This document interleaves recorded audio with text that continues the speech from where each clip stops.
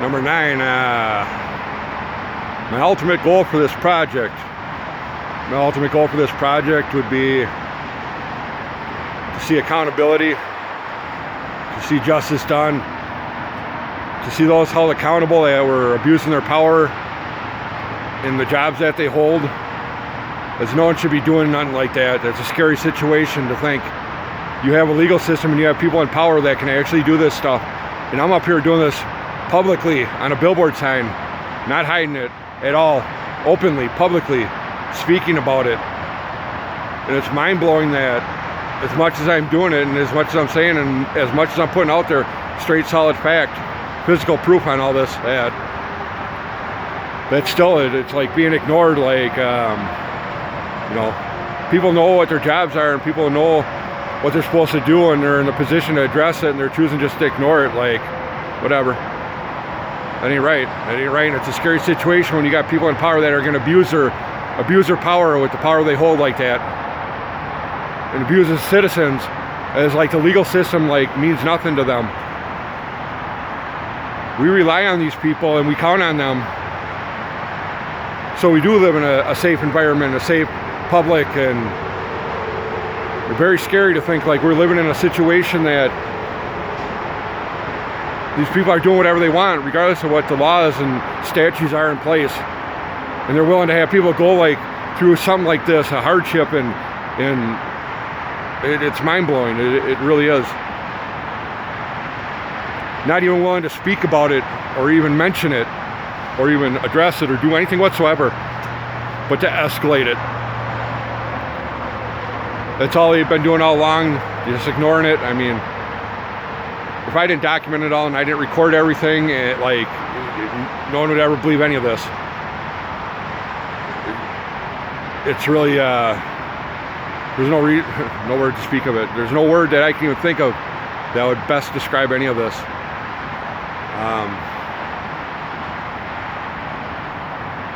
Yeah, I hope this puts a shockwave through the Dakota County legal system. I know that. I mean, I hope it really does, and I hope something really needs to be done about it, and it really needs to be investigated. Stuff needs to be looked into, because like I say, I'm not the only one going through, maybe this type of incident per se, but with the child protection, and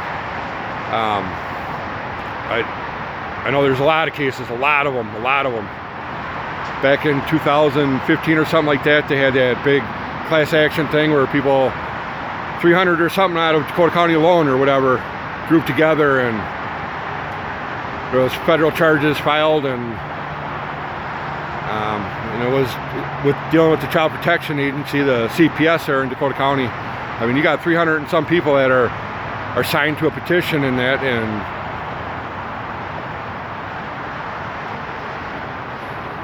none, it just ignored. No one stepped in, no one looked into it, no one investigated, nothing. Look at Eli Hart, look what happened to him. Look at the court files on all that with the father Troy and what he went through, and it's mind-blowing. I mean, this ain't whoops, there's a lot of moving parts, and there's a lot of people involved. That's BS. That's BS. Is there a lot of moving parts and a lot of people involved to look at it when you got a 6-year-old kid that's murdered by his mother? Really? Come on now. People look at the case file on that, and it's mind-blowing. Like, and then endless amount of times with my stuff, endless amount of times something should have been done. It should have been an approach. It should have been addressed to me. I should have been made aware of it, and endless amount of times it was ignored over and over and over. They didn't do their job right. Endless amount of times a mandate report should have been done. If anyone wants to Google what a mandate report is, or go to the Dakota County website and look at the child protection or child welfare part, or just Google Dakota County mandate report and look at the statute and the law on it and what should be done and when it should be done and how it should be done. None of that was done like that at all. None of it. You look at some of my older videos I put out there, it showed the statutes, the laws, and I showed where it was all not done by that, and it was even said by the POs. And the PO's supervisor, Mark Mell. The PO, Terry Olson, the supervisor, Mark Mell. Both of them clearly admitted in their own words that they didn't do it. The ball was dropped. Yeah. That's why the first thing they tried doing was file papers to get them off probation.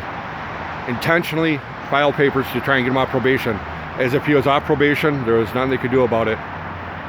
Minnesota statute of limitation on a probation violation is a term that the person's on probation. If you're on probation for 25 years, your statute of limitation of a probation violation is 25 years. I showed endless amount of times him around my kid, living with my kid, taking my kid out of state. My minor child, a convicted pedophile, was able to take my minor child out of state. Brought it to the PO supervisor's attention, and, well, what do you want us to do about it? What do I want you to do about it? What do I... Yeah, it speaks for itself. All I can ask is people spread the word, draw as much attention to this as possible. Much appreciated. The ones that are positive supporters and that, I thank you.